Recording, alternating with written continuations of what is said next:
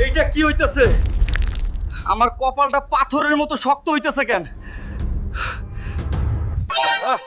ওই পাতলা, তোর কপালটা তো একদম পাথর হয়ে যাইতাছে। বক্কর ভাই, আমি কি মানুষ থেকে পাথর হয়ে যাবো?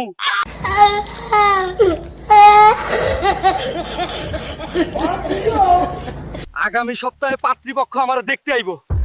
এখন যদি পাথর হয়ে যায় সব শেষ।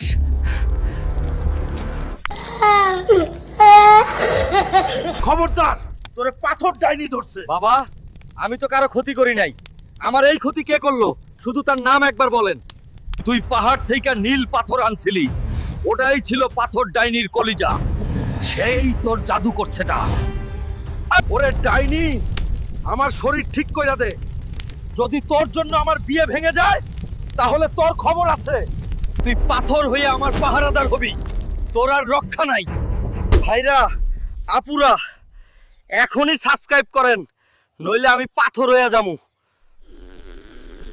এত শক্তি কই থেকে আইলো? সবাই সাবস্ক্রাইব করতেছে, যারা এখনো করে নাই তারা তার করতে থাকো। আজ তুই পাতলার শক্তি দেখবি।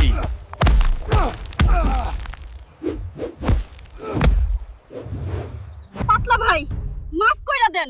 মানুষের ক্ষতি করলে এই দশাই হয়। তোরে মাফ করতে পারি যদি মানুষ সাবস্ক্রাইব করে।